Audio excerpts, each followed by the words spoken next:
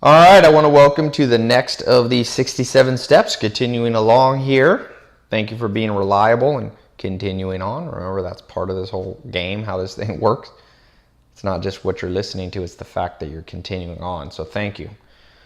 So today, the topic is Stoic versus Epicurean, Arnold's 1,000 reps, Apache cold showers, and the Spartan whipping post. Why you have to develop thick skin. A lot of words there, a lot to cover. Those of you know one of my favorite book series is that I was given at 16 years old. You might have heard this in my TED Talk, was from my grandfather Charles. And there was a saying that's always stuck with me. A nation is born stoic and dies Epicurean. A nation is born stoic. Well, what does that mean? Well, ancient philosophers were divided into different groups. One group was called the Stoics. Stoicism, you may have heard of this.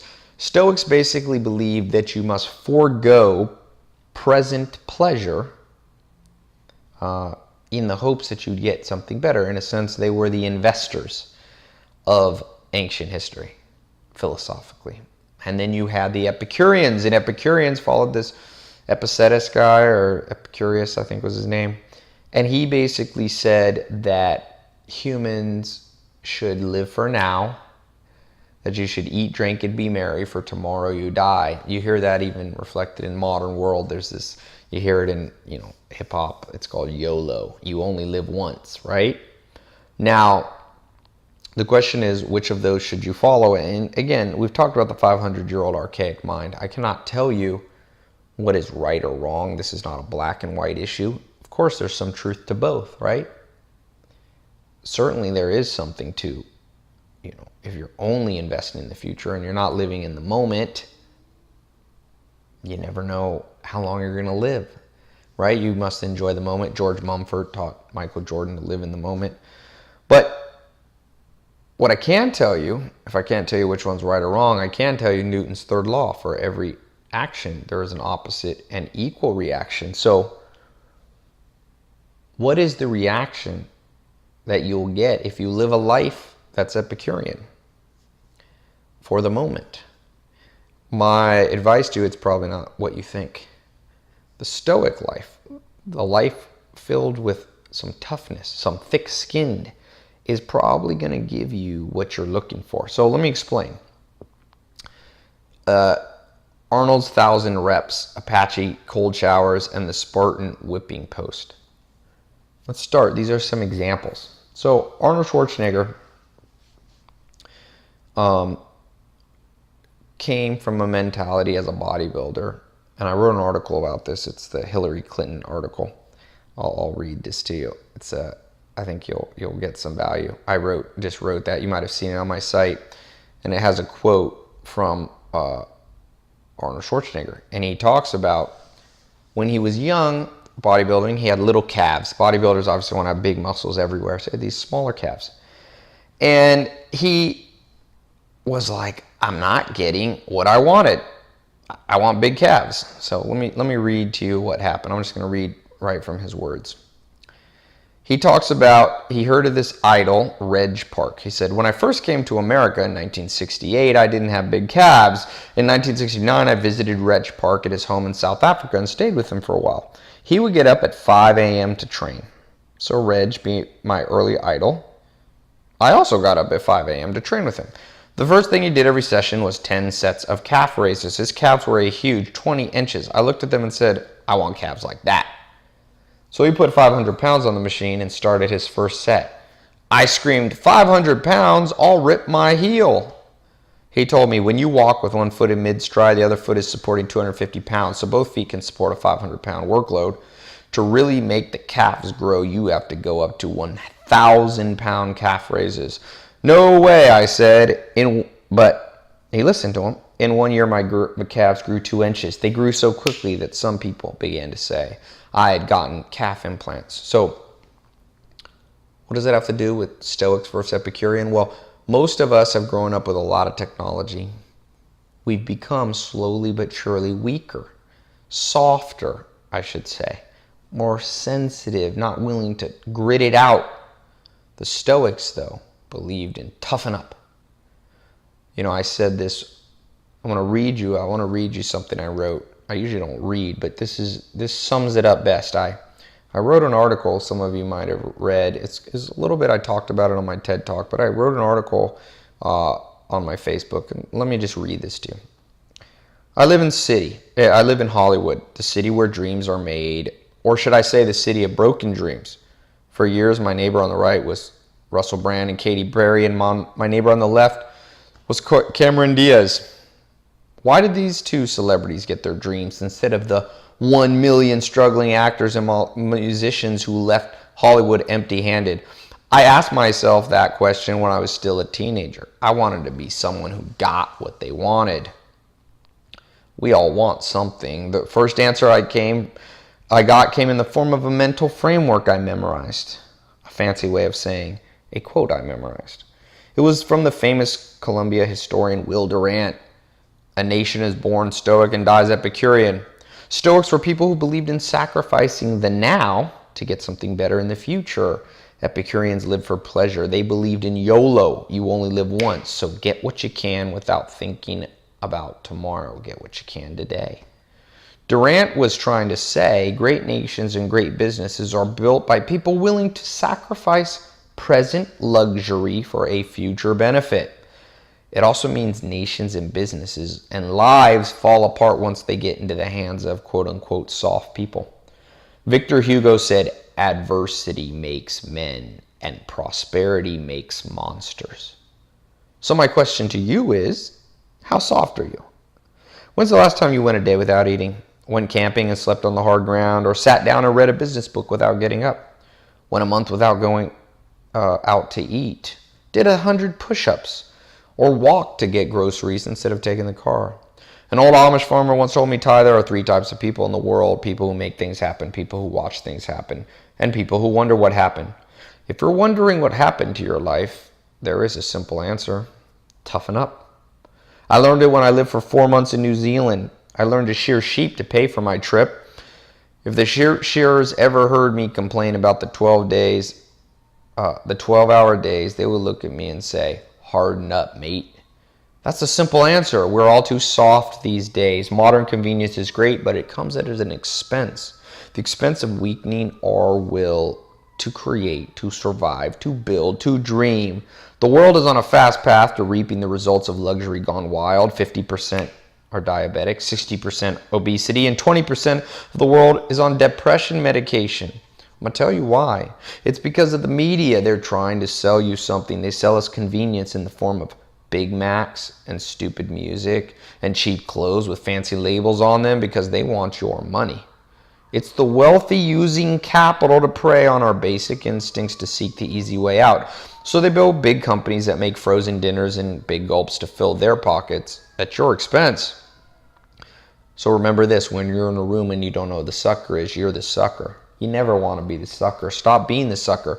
You should want life to be a little hard. Like Tom Hanks says, the hard is what makes it great. The world doesn't need 50,000 more Paris Hilton, Kim Kardashians running after the newest Louis Vuitton high heels. It needs 300 Spartans. Spartans embraced being stoics. I was reading about how the Spartans trained their children in Sparta. The students were fed just the right amount for them never to become sluggish through being too full, while also giving them a taste of what it is to not have enough. Compare that to our schools, where we fill up the cafeteria with sugar, fat, salt, and soda. The Spartan had 8 rules for training their children. 1. Spartans had to prove their fitness even as children. 2. Spartan children were placed in a military-style education program. 3. Fighting was encouraged among Spartans. 4. Spartans were expected to be lifelong soldiers. 5. Spartan youths were ritualistically tested. 6. Food was intentionally kept scarce, and poor fitness was cause for ridicule. 7. Spartan men were not allowed to live with their wives until age 30. 8. Surrender in battle was the ultimate disgrace. Sounds crazy, yes. Not something that I would recommend in our day and age, but there is a valuable lesson here. As Shakespeare said, let me embrace thee, sour adversity, for wise men say it is the wisest course. Forget the musicians Drake and Lil Wayne. They're trying to sell you something. YOLO, you only live once, is for suckers. There is a balance. You must find the balance. Maybe it's 1 part convenience, 2 part challenge. Or maybe you're a little softer. Start out 3 parts convenience, 2-part challenge. Whatever balance you choose a little more toughening up. Take a cold shower. Take the stairs, not the elevator. Lift something heavy. Run around the block. Turn off the air conditioning for a day. Read a hard book. Do a hard math problem. Take a martial arts class. Do 100 push-ups. Go a month without buying any fancy clothes. Go a week without any sugar. It won't hurt you. In fact, according to Martin Seligman, the famous happiness psychologist, it will make you a heck of a lot happier. And as Charlie Munger says, it will make you a heck of a lot richer too. So, let me end here.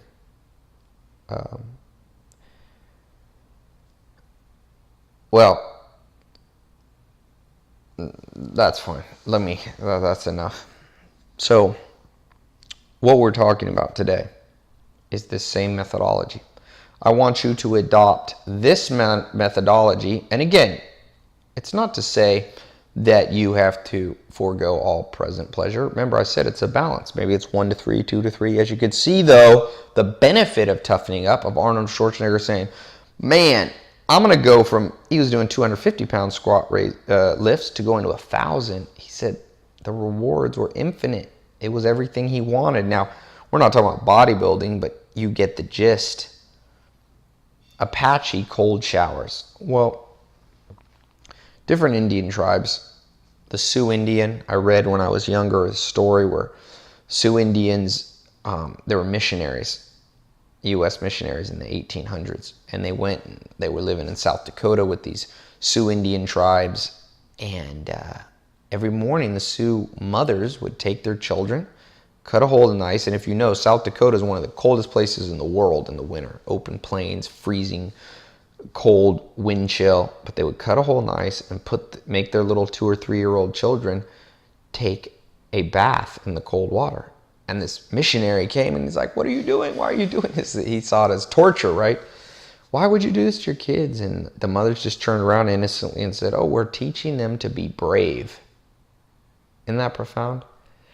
Even from youthfulness, even in their youth, the Sioux Indians were saying, toughen up.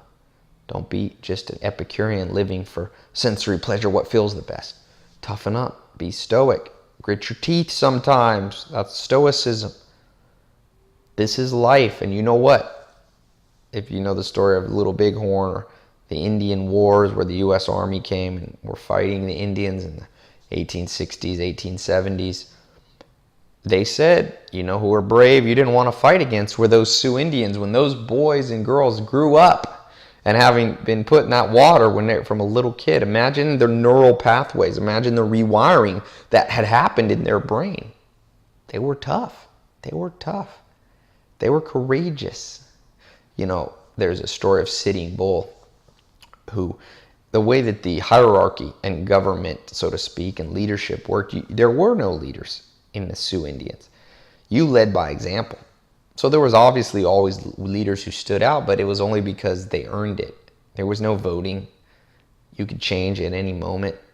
If you were following one chief and you didn't like it, you could leave. But people followed Sitting Bull, why he was known as the bravest. There's one great story where there was 1,000 Indians and they were going to attack this fort. And they were over the hill, and the Americans were behind the fort walls, and they had sharpshooting rifles, and they were shooting at the Indians. But the Indians were just out of range. You know, whatever, 500 yards, 200 yards or something. So Sitting Bull would look to his men and say, today's a good day to die. He was brave. There's that famous, I think it was Frederick the Great, the German, looked at his men when they were not wanting to charge in a battle, famous battle. I think it was in the Peasant War, the 7-Year War. And he looked at him and he said, rascals, would you live forever? Saying, toughen up, you're going to die somehow, let's go to war. And Sitting Bull there, centuries later, said the same thing, you know, today's a good day to die. And he showed, led by example. He walked out, he took his pipe, he laid a blanket out in front of those fort, and he smoked a pipe, crossed his legs, and the bullets, of course, the sharpshooter and American soldiers were trying to hit him. Boom, boom, boom, boom. And he sat there and he just showed how brave he was. Slowly, he was stoic, saying, if it's my time, it's my time. I'm and have courage. Red Cloud, who is another fairly courageous person, I mean, more courageous than me, right? I've never gone in front of bullets. He came real fast and smoked real fast the pipe and then got up and left because the bullets. And Sitting Bull slowly did it. Sitting Bull, obviously, I'm not recommending you do something extreme like that. But the point being, tremendous power in business and life and respect will come to you when you're tough. Whether it's being able to put more weight on the weights and saying grit in your teeth. Now, you don't want to hurt yourself, obviously. There's a false economy there. But, you know, what Reg Park said on Schwarzenegger, you're tough enough. Just some of it's just in your head. You know, the 4-minute mile. Nobody could beat that 4-minute mile. And then Roger Bannister finally broke it. And everybody broke it because he was tough enough to realize it was in the mind. Nobody was toughening up enough to do this. Let's grit our teeth and let's do it. Who cares if nobody's done it? I'll be the first. And he did it. And then other people followed. I'm reading this book, Top Dog. It's about amazing book by Poe Bronson and Merriman. And it talks about psychological. So what we're talking about today, 67 Steps, is the new psychological attitude I want you to adopt. Not every moment of every day. There's a time to be soft, and there's a time, you know, when you're nurturing people, children, sick people, elderly, but there's a time to grit your teeth and go, today we go to war. Now, in the modern world, you're probably not going to go to war physically, violently, but you go to war on your problems. You go to war on the adversity of life, whether it be ill health, whether it be betrayal of somebody. It's doing your duty. Now, I talked about Apache cold showers. This is where I got this idea of cold showers, and I recommend, like I wrote there, take a cold shower. I recommend doing every day. I do it. I don't do it 7 days a week, but I do it 4 or 5 times. Before I end my shower, I turn that water as cold as I can. I let the water hit my neck. That's the hardest part. And I yell out, be brave, be brave. And we know for men, it increases testosterone. We know it's healthy for you to do that. Hydrotherapy. Kobe Bryant, the pro basketball player, they're now implementing that for basketball players. You know, this hot, cold. And even if wasn't anything physical, there's something psychological. So you get a double benefit, you know. I call that the Pareto efficiency. When you get a 2 for 1, right? So the Apaches, now another Indian tribe, lived more southwest of the United States. They were known as the toughest people on earth. The toughest. And you know what they did from a little kid or a teenager? They lived in the hottest deserts. They would put water in their mouth, make them run 10 miles, and then spit out all the water. They were teaching them, be tough. So start with some little things. Like I said, do some push-ups. Take the stairs, not the elevator. The reward is large, and the punishment for not doing this is everything you probably don't want to have happen to you. You know, I was talking to Dr. Sharon Molam, wrote the best-selling book Inheritance. He's an MD and a geneticist, and he says, the way your bone structure works, okay, we're all made up of all these bones, a couple hundred bones, is that you have osteoclasts and osteoblasts. They're responsible for basically tearing down your bones and rebuilding them continually. It's always happening. Just like your skin is continually being regenerated, the cells there. And use it or lose it with your bones. That's why people, as they get older, they fall and break a bone because they're not toughening up. If you only swim in a swimming pool where it's lighter than gravity, your bones don't strengthen. But if you play, sport, basketball, or you lift weights, that's why they recommend this.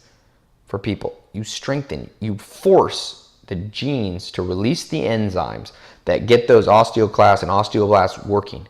So use it or lose it. That's the penalty of not toughening up. You're really rewiring your brain to have a result that you probably don't want. I don't think many people want to fall and break their bones. I grew up playing basketball, played for many years, but I took a couple years off, got a little lazy with basketball, and I went to play with my friend Jeremy, started playing right away thinking I was the same person I was a couple years before, but as I didn't know then, osteoclasts and osteoblasts, they hadn't been working, they hadn't been rebuilding. I'd gotten weak, and I would jump for a rebound, and I fell down, and man, I broke my ankle, the bone stuck out there. And I learned, Ty, there's a penalty for not hardening up. I should have played basketball slowly, rebuilt. By jumping up and down, you kind of pound on your bones. You need a little stress, you need a little strain. Now, you can take it to an extreme. Sometimes long-distance runners have tremendous downsides, their joints give out and bones, but to a certain extent. That's why I said you don't have to go too far with this, But the message from society is so soft now, so convenience filled. If we don't have air conditioning, we freak out. And we don't realize that the penalty of not doing some of these things that the Sioux Indians did, or the Apache Indians, or Arnold Schwarzenegger, is that we become weak-willed. And then when time comes when we need our strength, it's not there. Use it or lose it. That's one of the 25 cognitive biases. Senescence, old, growing old. It's not just growing old chronologically, age-wise. It's literally growing old through lack of use. So one of the things that your new mindset needs to become is getting enough toughness to handle the grind of life, okay? The next thing I talked about is, the Spartan whipping post. So we talked a little bit about Sparta. So just think about this analogy. Well, let me first say, the Spartans, they talked about this ritualistically testing people. They would take a random soldier, random boy, for no reason, take him, tie him to a whipping post, and whip him. Not because he did anything wrong, but to toughen him up. And you know what? They would whip him so much that some people would die. They weren't messing around. Now, I'm not advocating that, obviously. It's extreme. But I want to ask you this question. Let's say in life, you found yourself in trouble, physically. You walked out of a restaurant late at night. You're confronted by two big people that seem hostile. And then one of your friends comes out of the restaurant and says, hey, what's going on there? Who would you want coming out of that restaurant? Dainty person, soft hands, soft skin? Or would you want somebody who had a few scars on their face, who took off their shirt and had the whipping scars? You're in a trench like a Spartan and you're going to war. Who do you want next to you? Somebody who survived the whipping post? I do. That's who I want. Forget the soft. Bring me the hard person, the tough person. Now, you and I in life are probably not going to physically need this kind of backup, although you'd be surprised. I read a couple million people in the world, just in the United States, 2 million people I read are assaulted by people. Now, I'm not saying the answer is just to be tough, but when people are looking to assault somebody, physical toughness matters. You leave it, it's the porcupine effect. Porcupine puts a lot of quills on and you leave it alone. Well, in the same way, physically, you should toughen up. But more importantly, because this is not what we're talking about success here, the 67 steps. I want you to change the mentality. I want you to mentally be the equivalent of Arnold Schwarzenegger. Not all of us have been gifted physically that we can be 6'5" and 260 pounds of muscle like, whatever Arnold was. But you know what? All of us have the ability to make our mind tough like that. Toughen up. Toughen up. Now, how do you get this? Because I think people generally resonate with what I'm saying. I don't get too many people saying, no, I don't see the value of being tough at all. Most of us you probably had a parent, you fell, you skinned your knee, your dad or mom came over and said, hey, come on, you got to toughen up. There was a process happening. The problem is for most of us, it gets stunted at some point. We become too weak. Maybe it's out of fear sometimes. Maybe it's excessive.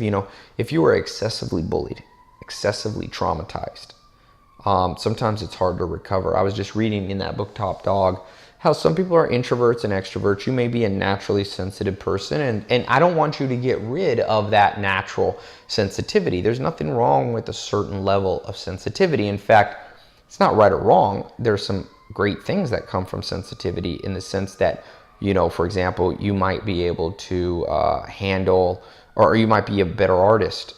You might be a better nurturer, a better doctor, a better nurse. What I'm saying is on a scale of 1 to 10, I don't want you to be a 2.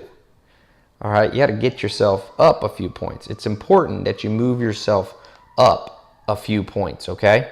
Why? Well, life will throw tremendous heartaches at you. I think everybody knows this. Let me try to find this quote.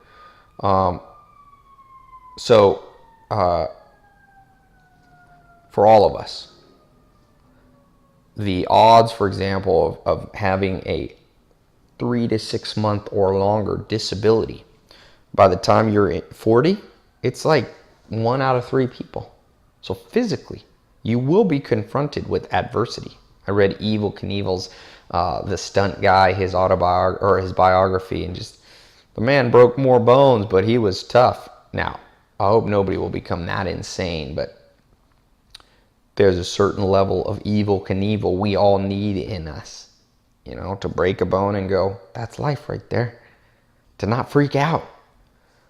So again, some people are more sensitive than others. You don't need to completely change your personality, but you do need to have a little bit of toughness to you, especially when it comes to success.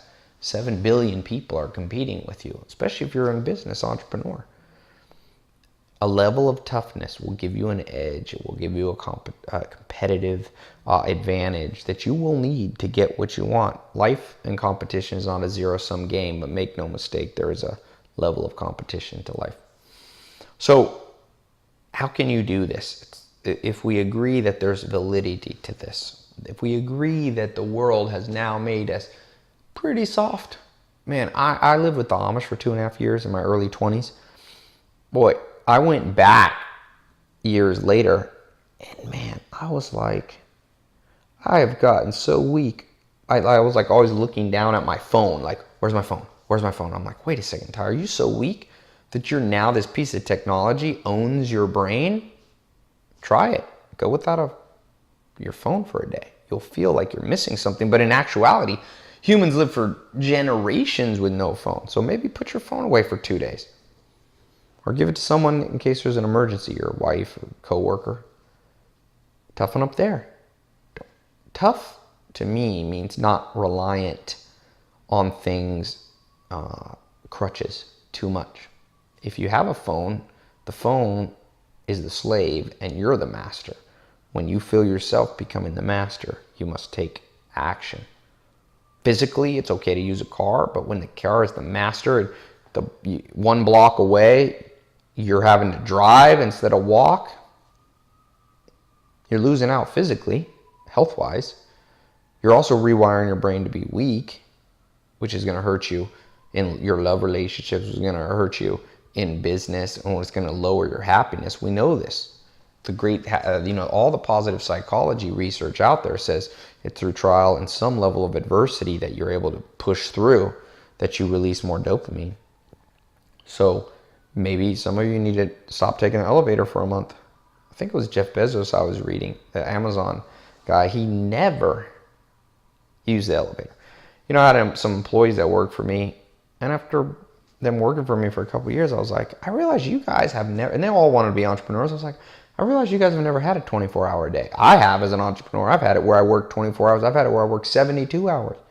Now, you wouldn't want to do that too often. I read that the Guinness Book of World Records, some kid, I think he stayed up 11 days. And the research basically said there was no long-term effect. If you did that often, you would, but the body can recover. So I told these coworkers, I was like, you think it's a big deal when you work 8 hours. I was like, you know what? Next crisis, you're going to be in here working 24 hours at Fix. And they did, and they're happier for it. They're tougher for it. They feel more self-reliant. As we talked about with Martin Seligman, they don't feel like a slave to their environment. What will make you depressed is feeling a slave. So the more things, especially technology, that control you, that you have to have, and as you age, this gets worse. If you age, you're like, I got to have a bed with this exact pillow. It's got to be exactly 62 degrees. Remember when you're young, you just sleep like on the floor. You just fall asleep. But we all get weaker if we're not careful. Not everybody does. Through careful training and mental management, you're going to be able to bypass this weakening. It's my goal for you. I don't want you getting weak. I want you getting tougher. Tougher, tougher, tougher. You must get tougher. And the reward is almost infinite. It's those things that you want. So practicalities, I've talked about some things. I recommend starting with the cold shower. Upping the reliability factor by sticking to this even when you don't want to.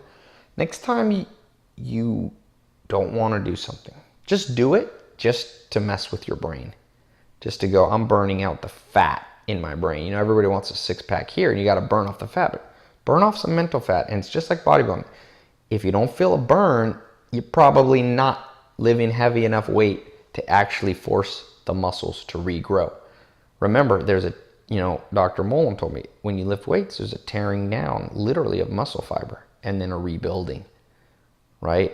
That's the beauty of life, the cycle. You need the winters of life in order to get to appreciate the spring, summer, and fall. You don't want just fall. You don't want just reaping and plenty. Remember, nations are born stoic and die Epicurean. Nations, lives, families, civilizations die when they become too weak. Your dreams will leave. They will die. They will go to somebody tougher than you. So start with a cold shower. 2 seconds the first day, 2.5 seconds the next day, or even for a week. But in a year, 18 months from now, be able to dive into cold water. I did this at my swimming pool. Man, the first time it was tough, but then I felt the wiring in my brain where I just learned to just dive in. Don't be brave. If you live near the ocean, especially in California, dive in. Don't do it all the time. Don't stress yourself too much, but slowly, make haste slowly, over 18 months, rewire this brain of yours. Make your brain your master, and you not the master. You not mastered by your brain. I call it being the bitch of your brain. You don't want to be. You don't want it to be controlling you. You want it to be under your control. Other practical things you can do. So we talked about cold showers. We talked about try a day, turn the air conditioner off. Try one day sleeping on the floor on just a cot with no pillow. Again, or maybe just a nap. Try walking instead of taking the elevator. Try carrying your groceries instead of putting them in the cart. Right? Randomly throughout the day, do some push-ups. Start slow. Don't burn yourself out. It needs to be an ESS, an evolutionary stable system. If you do it too much the first time, you'll get so traumatized you'll never do it again. I want you to build slowly. Don't go crazy on your brain. What's some other examples? Camping. For those of you who haven't been camping for a long time, go camping. Get away from some modern convenience. You don't have to do it every week or every month. Do it a couple times a year. Another great one, farm. I've been recommending this to people. Man, go to a farm. These farms are amazing, right? And the good thing about farmers, they always need work. So if you live somewhere where there's farmers, just go out there and volunteer. Make friends. If you're a hard worker, they'll generally be like, sure. Just be like, I'm from the city and I want to toughen up and see what life's like. They usually appreciate that message. Other things.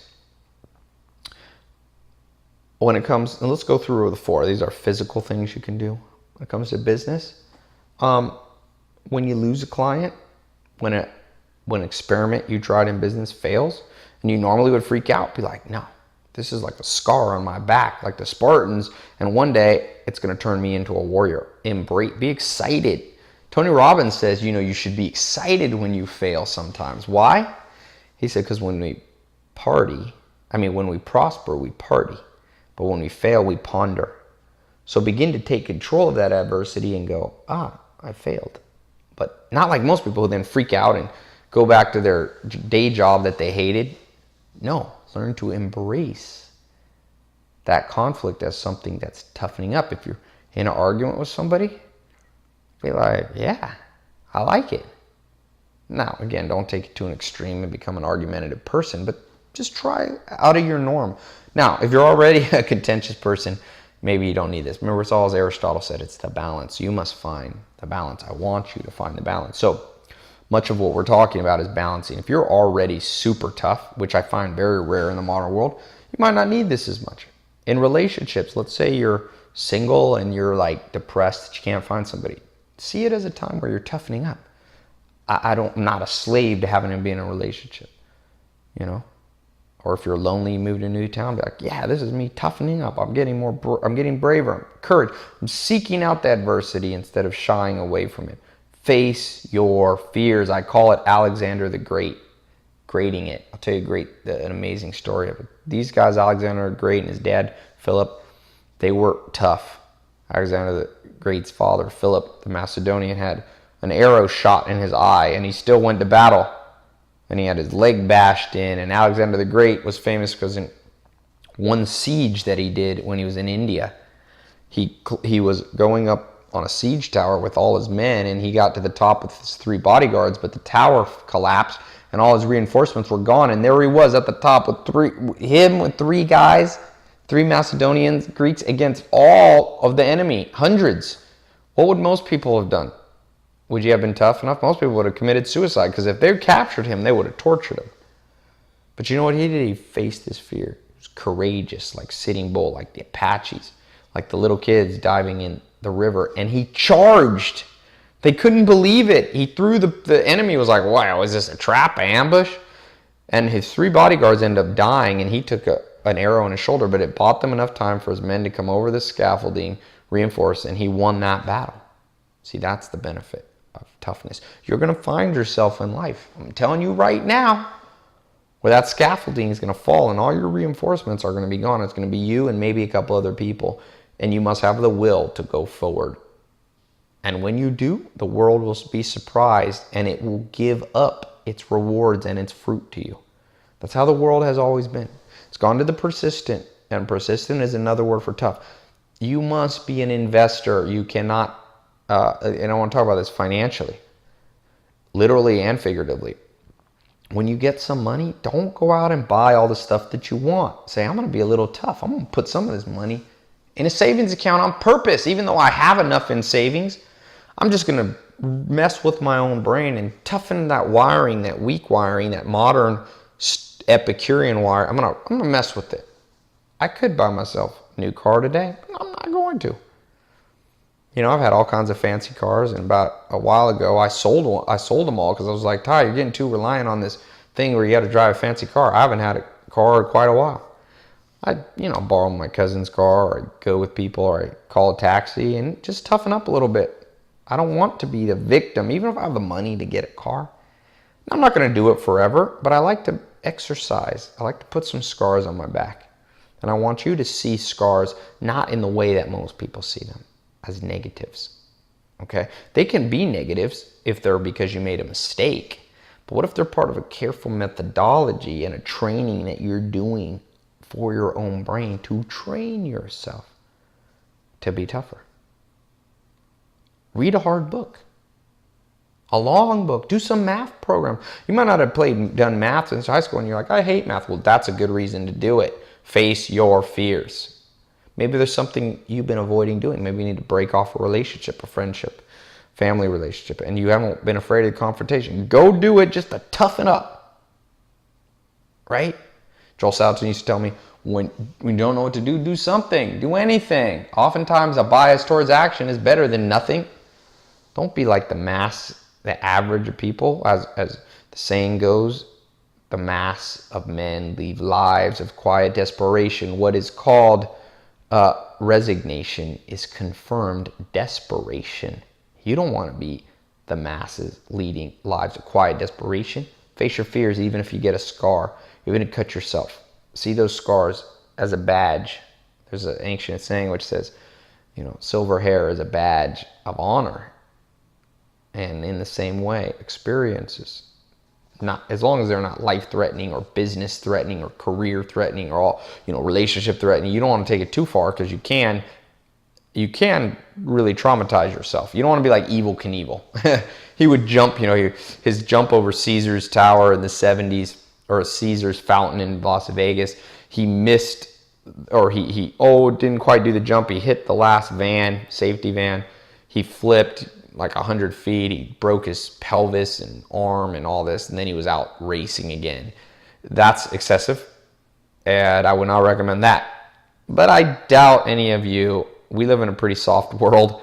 My big concern is someone can take a 10-second cold shower, That's how far we've all come, myself included. We've gotten weak. Get out there on a farm. Get out there on camping.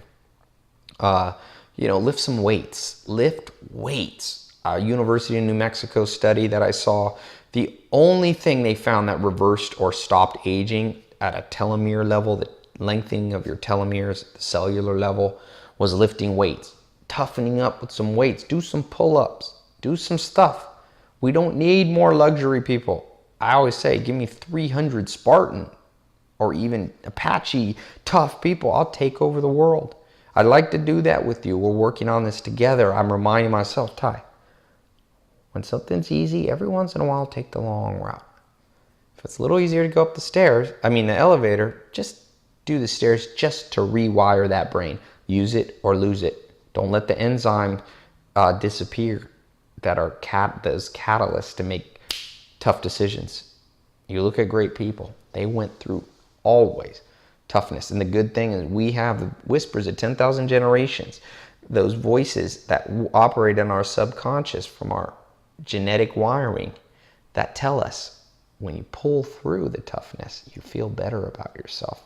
Joel Salatin used to say, man, my kids, he has 2 kids, Daniel and Rachel, and he's like, they work all the time and they do stuff and they're on the farm. He doesn't overwork them when they were little kids, but they're there. And he says, I see all these kids from the city, and yeah, those kids theoretically on paper should be happier than my kids because they have video games and they have candy and they have this, but we're in a world dying from too much pleasure.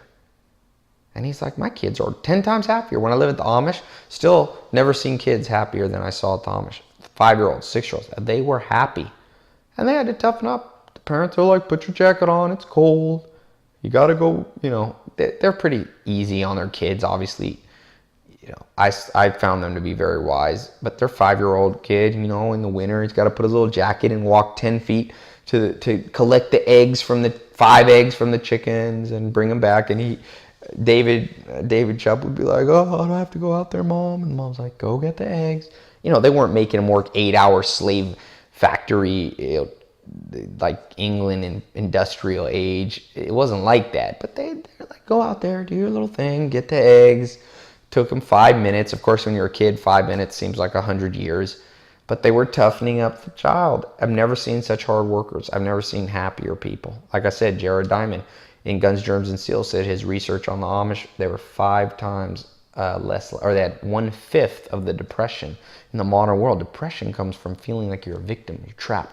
Luxury will trap you. Wendell Berry talks about this. If you ever know have you ever heard of a Luddite? Luddites are people that are anti-technology, and I'm not anti-technology. I'm not pro or anti that much. I look at it and go, does this give me the effect I want? Okay, some technology does, and some doesn't. That's how I look at it. It's a very ambivalent or more analytical approach, and the Luddites bring up valid points. They're like, technology always starts out as a slave, but you eventually turn into its slave. So maybe turn off the computer for a week. Turn the TV off for a week. Turn off all the salt and sugar and fat. You'll be okay. Just eat enough that you're getting your nutritional requirements. I mean, again, I don't want to go through the whole thing. If you have some health issues, talk to a doctor first. But assuming you're healthy, assuming you're cleared by your doctor, cut out the junk. Don't, reward yourself. There was a bodybuilder diet in the 60s or 70s, I forget the name, where it was like Monday through Friday, eat very well, and then Saturday and Sunday, do whatever you want. At least start there. Start there. Start little. Start small. Slowly rewiring. Step by step, you get ahead, but not necessarily in fast spurts. That's Charlie Munger. Grind that out. Toughen up. All right? So here's my question for you. Homework here. In what area, health, wealth, love, or happiness, have you gotten the weakest? Maybe it's your body. Maybe it's in business. Maybe it's in love life that you're like dependent on somebody. Oh, what if they leave you? You've gotten so soft that you don't realize you'll be okay if you're alone. Maybe it's in happiness or doing things for other people. The 4th pillar of the good life. Which of those is your biggest weakness now? What's a simple practical step you can take for the rest of the 67 days that or the rest of the days that you're in this? You're already somewhat in it, but the remaining days, what can you do to slowly rewire the brain? That's what the 67 days is about. So leave a note here, a simple one publicly. It's not public, but it's for the other people in the program. There's a social value. And then I want you to write that out in your journal, a little more detailed, 4 or 5 sentences. All right? Be tough. Nations are born stoic, die Epicurean. We want to be born, be strong. We want to regenerate. We want to live. We want to save civilization. We want to save ourselves. We want to save our loved ones and those who rely on us. Entrepreneurs will save the world, but it will be stoic entrepreneurs. There's a balance. Don't go to the excess now and always be toughen up. Take time to enjoy the moment. But invest in the future. As I talked about, investors, make the most money. The largest category of billionaires, if you look at the 404 or 450 self-made billionaires in the world, the largest category, like 77 of them, are investors, meaning they're stoic. They could spend the money today, spend it later. I read the story of the billionaire, what's his name? The guy who does French fries, Simplot from Idaho. And he said in marbles, you have your marble that you can hit the other marbles. It's called the taw, T-A-W. And he said, never spend your taw, because once that's gone, you have nothing to invest. So as an investor, you got to keep some. By toughening up financially, keep some money in saving. You get rid of that, you have nothing to invest when the moment comes. When the time is there, and the rainy day, as John Wooden says, prepare for it, because it will come. But when you're tough, when you've got a little bit more Spartan element, got a few scars on your back mentally, good ones, helpful ones, functional ones, you'll be prepared to meet life. You'll feel more in control. You'll be more likely to get success. You'll feel happier. So leave that note here. If you have any questions, private inbox me, but better to leave it here on the question and answers. Reply back and forth with other people, but write it, pen and paper, in your private 67 steps journal as well. So stay strong, stay tough, take a cold shower, do some push-ups, and I'll see you on the next one. Thanks so much.